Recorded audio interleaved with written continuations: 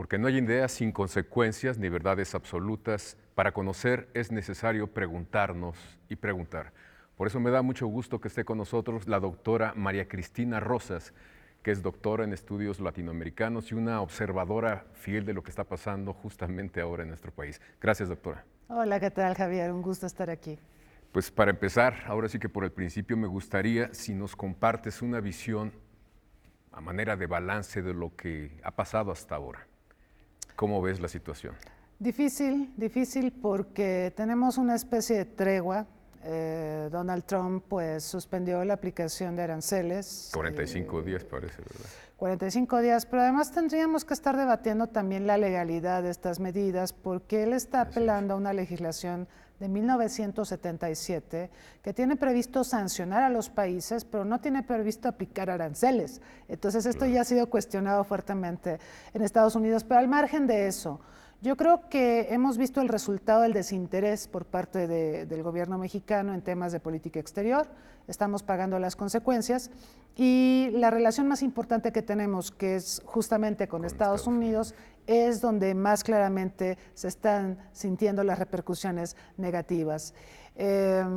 México pues ha manejado con Estados Unidos una relación muy compleja, pero básicamente se ha centrado en 3 aspectos. Hay muchos más, pero digamos los aspectos torales son comercio, seguridad y migración. Y tradicionalmente estos temas se negociaban por separado, pues precisamente para evitar que un estancamiento en alguno de ellos contaminara al resto de la relación. Lo que acabamos de ver con la propuesta de Trump fue la mezcla. Efectivamente, lo cual lo hace muy complejo, genera condicionalidades que no estábamos acostumbrados a ver, ni mucho tampoco, menos manejar, ni ellos. Es sorprendente ver cómo se está ligando a migración con comercio, cuando son temas que hemos trabajado de manera independiente.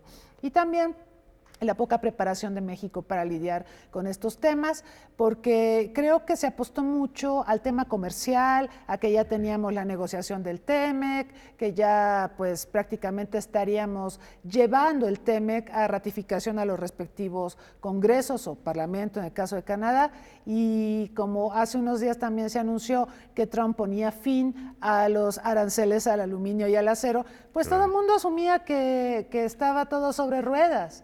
Siendo que Trump es un personaje, hay que reconocerlo, que va a la guerra comercial, que es intransigente, que no escucha razones, que se ha enemistado con sus aliados, por supuesto con sus no aliados como China o Rusia, ya los tiene ganados, pero evidentemente es alguien que hace de la guerra comercial un modus vivendi, es algo que vende y vende bien, para sus constituencies, para la gente que lo apoya. Él está mirando obviamente en un horizonte político, la reelección del próximo año, y todo esto pues no lo vimos venir, así que creo que estamos padeciendo problemas por no haber previsto las cosas. Me gustaría que ahondaras un poco más en esta no política de Estado, digamos, frente al país más fuerte y es nuestro vecino inmediato, que es Estados Unidos.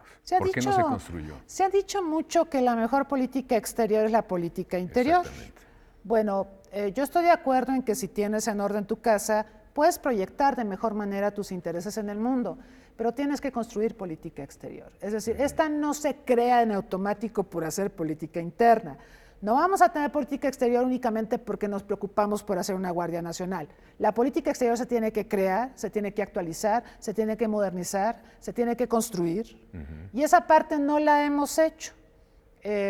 Una revisión rápida al Plan Nacional de Desarrollo pues revela que el mundo prácticamente no existe para México. Se hace una mención somera de Estados Unidos, una mención somera de América Latina, sobre todo de América Central, con esta idea que se tenía de financiar proyectos de desarrollo para mitigar las presiones migratorias. No estaba mal eso, pero pues ahora va a ser muy difícil llevarlo a la práctica.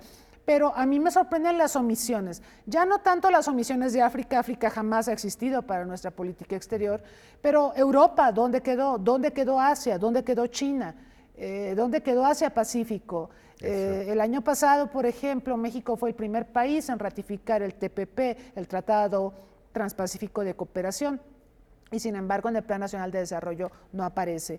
Entonces, ignorar al mundo nos está cerrando oportunidades y puertas. El presidente López Obrador no asistió en enero a la cumbre de Davos, que es un foro mundial importante. Era importante que él fuera, porque ahí se dan cita jefes de Estado, también líderes de empresas, inversionistas.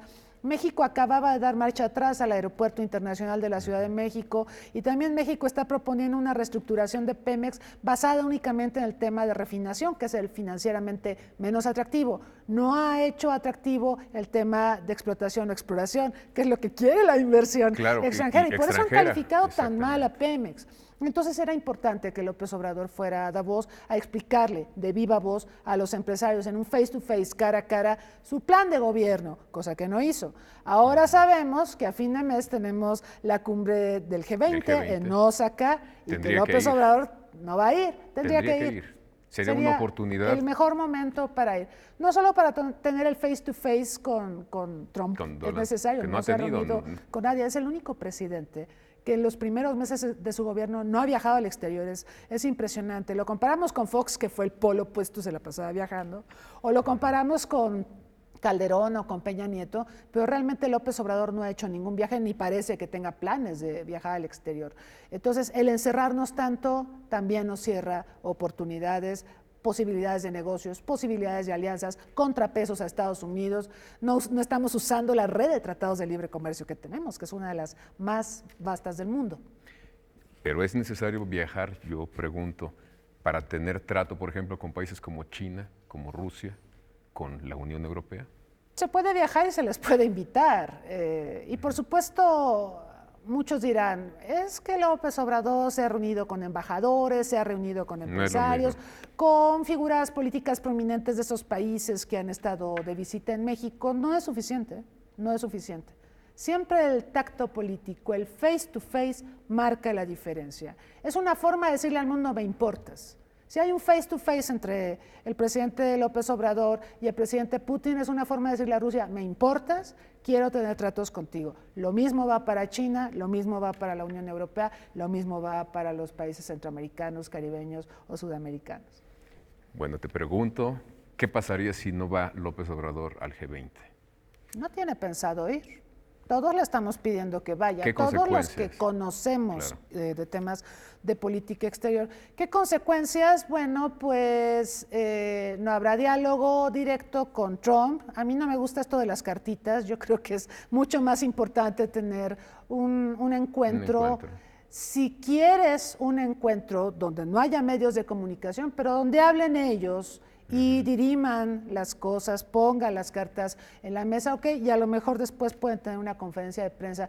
Pero es muy importante el trato personal, eso se ha perdido. Y con un personaje como Trump, que yo creo que le importa mucho eso, ¿no? Exactamente, eso es importante, es una persona acostumbrada a intimidar, entonces yo creo que él tiene hasta la curiosidad, el morbo de ver qué tanto nos puede intimidar en un face to face. Exactamente, tenemos que ir a un corte y volvemos contigo.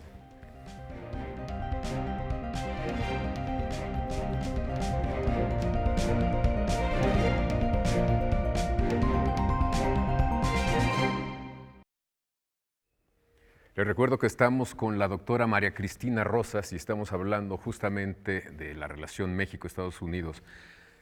María Cristina, entonces el balance que se ha estado dando en los medios no es suficientemente claro para marcar realmente las cosas que nos falta hacer, las cosas que ganaron, digamos, no sé si Estados Unidos, porque a esas alturas ya no sé, o el presidente Trump nada más. ¿Cómo queda la balanza, digamos? Trump ha dicho que vamos a comprar grandes cantidades de grano. ¿Ese es parte de un acuerdo no puesto sobre la mesa o es otra cosa? El año pasado, cuando estaba por concluir la negociación del TEMEC, se puso muy ruda la parte estadounidense. Se trabó la negociación y entonces Ildefonso Guajardo, secretario de Economía, su equipo, soltaron como, me imagino, estrategia negociadora que México iba a empezar a comprarle granos a Brasil y Argentina, que son graneros del mundo. Claro. Está muy bien. En ese momento se destrabó la negociación porque entraron en pánico los productores de granos de Estados Unidos. México les representa un mercado millonario. El año pasado México superó a Japón en la compra de maíz a Estados Unidos. Y además el maíz no es un grano que compre cualquier país en esas cantidades. No, exacto, es cultural, somos los hijos del maíz y lo tenemos que importar. Bueno, al margen de este tema que es hasta de soberanía alimentaria, lo cierto es que México representa un mercado de millones de dólares para los agricultores estadounidenses y sí había cierta preocupación de que México cambiara de proveedor. Entonces, esto se puso sobre la mesa y México se compromete a seguir siendo un feliz y fiel comprador de granos básicos a Estados Unidos. Eso no impediría que tuviéramos otra perspectiva para adquirir granos en otras partes tampoco. No, deberíamos explorar hacerlo, esa iniciativa por estrategia con Brasil, comercial y política. Tal vez va a ser difícil, pero con Argentina sería muy plausible hacer una negociación. Argentina es un gran productor de granos básicos, de frijol y demás, entonces podría ser una opción viable, nos generaría también un poco de oxígeno en el tema del comercio agrícola en granos básicos con Estados Unidos. Exactamente, entonces, ¿compartes el balance que se ha hecho en la prensa en general? Bueno, es irregular lo que se dice, ¿no? Es poco lo que se dice, pero creo que Trump nos ha llevado siempre a donde nos quiere tener.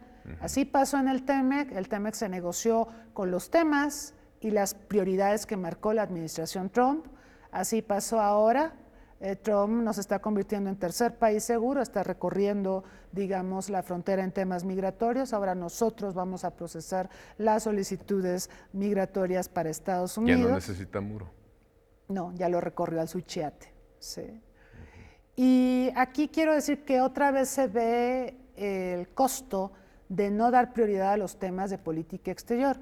Si nos fijamos con cuidado, Centroamérica estuvo ausente en este debate, nos dejó morir solos. Sí. Jimmy Morales no habló, el nuevo presidente de El Salvador no habló, Honduras no habló.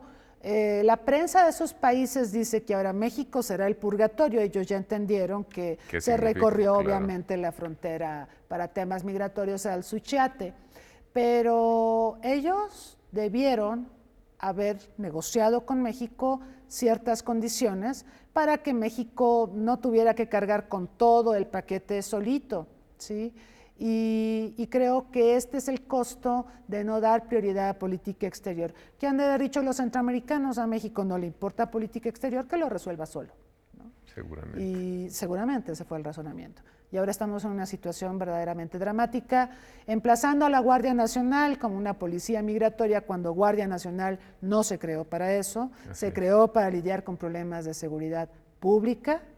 Y bueno, ahora va a tener que hacer otra chamba. ¿Quién va a cuidar la seguridad pública? ¿Quién va a combatir la delincuencia organizada? ¿Quién sabe? Entonces estamos ante serios problemas. Bueno, comercialmente no nos fue bien, digamos, en esta negociación. No, porque es una suspensión temporal y yo creo que lo más gordo es, lo voy a decir, que no sabemos si se va a ratificar el TEMEC en el Congreso de Estados Unidos. De hecho, en Canadá ahorita ni siquiera hay fecha para ponerlo a consideración del Parlamento. Además, en el otoño tienen elecciones para elegir al sucesor de Justin Trudeau, a ver si se reelige, pero su popularidad anda en el 30%, anda por los suelos. Y en el caso nuestro, entiendo que el presidente López Obrador mandó al Senado el tratado para su estudio y ratificación, pero pues francamente no tiene caso que se discuta ahora si va a quedar completamente fuera de la agenda del Congreso estadounidense.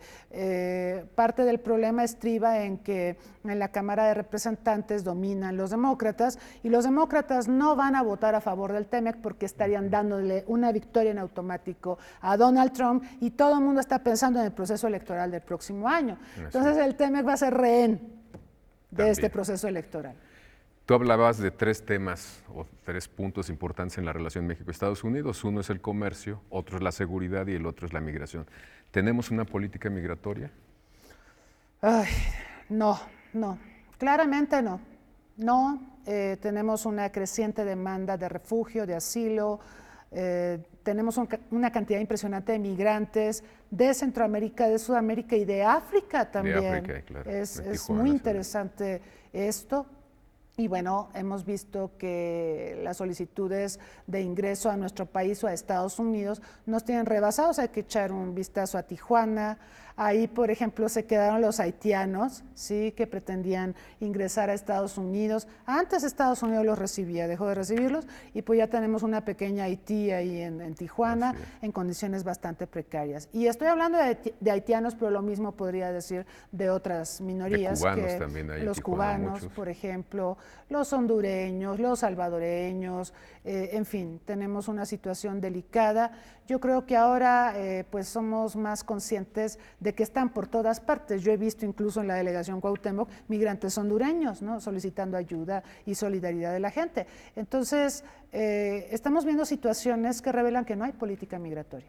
¿Qué tendríamos que hacer? Porque ya hay un flujo importante de personas que están aquí. El ABC, lo mínimo que tendríamos que hacer. Bueno, yo creo que la idea esta de hacer un plan de desarrollo para América Central no es mala. De hecho, ¿Pero es posible? Es posible, pero tenemos que ser realistas. No va a dar resultados en el corto plazo. Trump quiere resultados ya porque se quiere reelegir y tiene que decirle al electorado, miren los resultados de mis políticas, aquí está, aquí está, aquí está.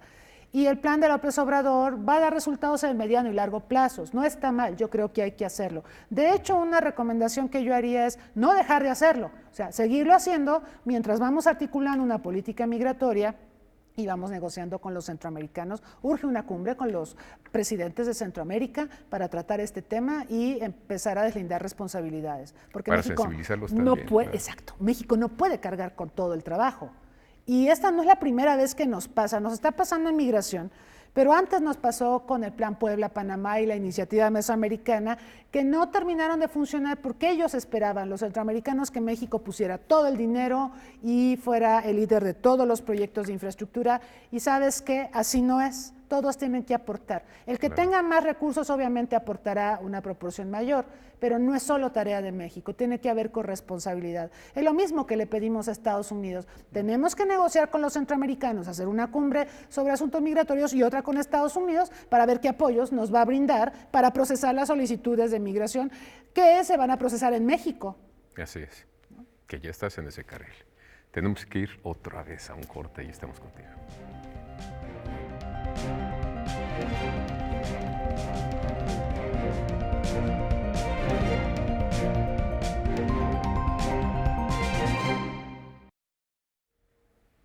Les recuerdo que estamos con la doctora María Cristina Rosas para hacer un pequeño balance en este espacio sobre lo que pasa en la relación México-Estados Unidos.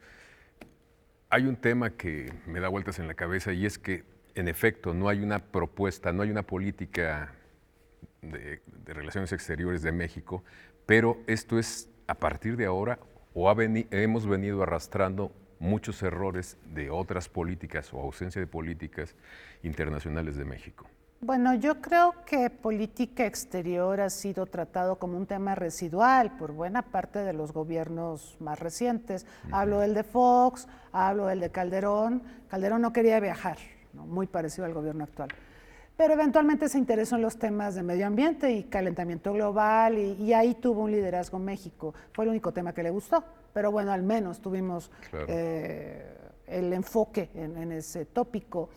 Con Peña Nieto se intentó rehacer mucho de las relaciones internacionales de México. Fue difícil. Yo recuerdo que uno de los puntos más álgidos era Venezuela. Nos tocó el deceso de Hugo Chávez. Peña Nieto viajó al funeral, fue un funeral de Estado y demás, y tratamos de arreglar las cosas. Y se trató un poco de enderezar el barco en política exterior, sin que sea el tema prioritario de las relaciones de México.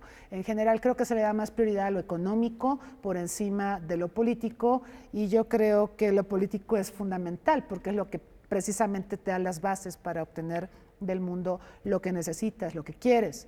No puedes obtenerlo todo, pero necesitas el bagaje político y necesitas la negociación política. Pero definitivamente en este gobierno se vino abajo, ¿sí? Hay un desinterés total. Se asume la política exterior como un gasto. Entonces, cuando vimos la miscelánea fiscal el año pasado, vimos unos recortes brutales, no solo a política exterior en general, sino especialmente a consulados. Entonces, ahí nos salta mucho un tema de protección de mexicanos en el exterior. Claro. ¿Cómo los vamos a proteger si les quitaste 75% del presupuesto a los consulados? Y bueno, Ha habido también mucha lentitud para, por ejemplo, decidir ciertos nombramientos diplomáticos. Hay nombramientos políticos, como se estila en nuestro país, y el idioma pesa, ¿no? Se hacen nombramientos políticos de ciertos funcionarios porque no hablan idiomas, entonces los mandan a países hispanoparlantes y demás. Pero bueno, al final del día lo que tenemos es un descuido total de las relaciones internacionales. ¿Es residual el interés? Es residual, es residual. Debe ser muy difícil para Marcelo Ebrard ser canciller cuando no hay una chispa de interés por parte del gobierno en turno en los temas de política exterior. A menos que se suscite una crisis como la que acabamos de tener. Ahí sí le dicen, a ver, canciller, corre a arreglar, a enderezar el barco y arreglar las cosas. Ahí sí, pero la política exterior no solo es para tiempos de crisis. En tiempos de no crisis nos tenemos que preparar para las crisis que vienen. Por eso tenemos necesidad de articular una política internacional. ¿Pero es posible articular una política internacional frente a un personaje como Donald Trump? Porque se salta todos los protocolos de su propio país, ¿no? Banqueros, empresarios, comerciantes de organismos allá internacionales estaban haciendo lobby en Washington todos los días, a todas horas, para que no pasara nada. Yo creo que el factor Trump, que no es el único caso a nivel de gobernantes en el mundo que observamos, vemos a un Bolsonaro en Brasil despotricando contra la ONU, contra el multilateralismo, contra el Mercosur, vemos tendencias similares de parte de otros gobiernos en otras partes del mundo. Esto pues habla de un creciente desinterés en torno a los acontecimientos mundiales. La Unión Europea, por ejemplo, nosotros logramos negociar, a pesar de la crisis que tiene la Unión Europea por el Brexit, logramos negociar en abril del año pasado, el Tratado de Libre Comercio, Concertación Política y Cooperación que teníamos con ellos, y ellos aceptaron la renegociación. O sea, a pesar del tema Brexit, que los tiene realmente ensimismados en su crisis, logramos arrancarles la renegociación. Eso fue muy bueno, eso habla de que México pesa, de que México representa interés para otros países, para otras potencias, y hay que sacarle jugo a eso. Pero realmente creo que no estamos jugando las cartas que deberíamos. Y hace un rato me preguntabas lo del G20. Lo del G20 sería importante para intentar hablar con Trump. Pero G20 no es solo Trump. No. Al G20 va China, va Japón, va la Unión Europea, va Argentina, va Brasil, van las 20 economías más importantes del planeta. Y sería importante que el presidente López Obrador hablara con los líderes de estas naciones para explicarles su plan económico y demás y tranquilizar a los mercados. Porque así como vemos a Trump, es tan impredecible. Y ya vio que nos puede torcer el brazo con una amenaza de aranceles que ni siquiera sabemos si es legal. Parece que no es legal. No, ni en el tratado era legal. No está previsto. Entonces, si así es de impredecible, deberíamos estar jugando ya otras cartas, acercándonos a otros gobiernos, pues para tener un poco de oxígeno en estas condiciones. O bajar la tensión. ¿China sería importante factor? ¿Otro país? Sí, en el TEMEC que se negoció entre México, Estados Unidos y Canadá, hay una cláusula que establece que si el TEMEC ya estuviera en vigor y México o Canadá quisieran negociar un tratado comercial con China, Estados Unidos se puede retirar del TEMEC. Fíjate, o sea que sí pesa, sí les pesaría. El TEMEC fue pensado contra China. Entonces, si no tenemos buena relación, podríamos voltear justamente hacia esa zona que les molestaría. Exactamente. ¿Qué otras cosas podríamos hacer o tendríamos que hacer más bien de manera urgente? Reactivar la red de tratados de libre comercio que tenemos con el mundo. Bueno, ya renegociamos con Europa, ya tenemos el TPP. Tenemos tratados con los países centroamericanos, Triángulo del Norte, que ahorita pues sería un buen momento para decirle, chicos, nos vamos a sentar a hablar de comercio y migración. También tenemos tratados con otras naciones latinoamericanas. Tenemos con Colombia, tenemos con Perú, tenemos con Uruguay. No hemos podido tener con Mercosur por el factor Brasil. La relación Brasil-México siempre ha sido conflictiva y ha impedido muchas alianzas en América Latina. Pero con los que tenemos buena relación, Alianza del Pacífico, Chile, Colombia, Perú, son países con los que podemos trabajar. Por supuesto está el factor Venezuela y buena parte de la Alianza del Pacífico pues es anti-Maduro. Pero yo creo que sería buen momento de que México empiece a trabajar las relaciones con América Latina. Bueno, ahora que mencionas Venezuela, finalmente sí hay una visión, una propuesta del gobierno mexicano respecto a Venezuela, ¿no? Le da el beneficio de la duda. Le da el beneficio de la duda, pero no me parecería tan malo, y por ahí escuché, que en el fondo había la idea de que, bueno, Maduro está aislado, Maduro no tiene interlocución. A Guaidó tampoco le ha funcionado muy bien la cosa, porque aunque muchos pues se pronunciaban a favor de él, como que se ha ido debilitando. Hasta el propio Trump ya como que no dice, sí, como pues, que dijo, no lo no, reconoce mejor tanto, no, ¿verdad? Ajá. siempre no. Entonces, creo que esta es una coyuntura favorable para que México pudiera ser un país importante en la negociación de la transición política en Venezuela. Maduro aceptaría una mediación de México, no aceptaría una mediación de nadie más, ¿sí? Ni de Chile, ni de Brasil. Bueno, Brasil quiere que se vaya y que llegue Guaidó. Entonces México podría ser el interlocutor, el que lograría negociar una transición pacífica en Venezuela, que todos queremos que así sea. Y si quieres mi opinión, en Venezuela creo que los dos se tienen que ir, Maduro y Guaidó. Tendríamos que pensar en una tercera persona, porque ellos dos lo único que han hecho es polarizar a la población. Entonces habría que pensar en una tercera figura. Eso ya no le toca a México, eso le toca a los venezolanos. Pero la transición creo que se podría negociar, y creo que Maduro sí escucharía a México como portavoz, como facilitador, como mediador. Y los otros países interesados, como China y Rusia otra vez, ¿no? Y en América Latina creo que Uruguay está interesado, porque tiene problemas con Brasil, está más plegado a la postura de México de buscar una transición y tener cierto protagonismo. Oye, pues muchísimas gracias por habernos compartido tus certezas, tu conocimiento a propósito de este tema realmente difícil, pero también hasta ahora, como estamos viendo las cosas, realmente urgente. Claro, muchas gracias por la invitación. Gracias. Gracias a ustedes, los esperamos aquí el próximo lunes a las 9 de la noche en Debate 22, porque siempre hay más cosas entre el cielo y la tierra que las que imaginamos.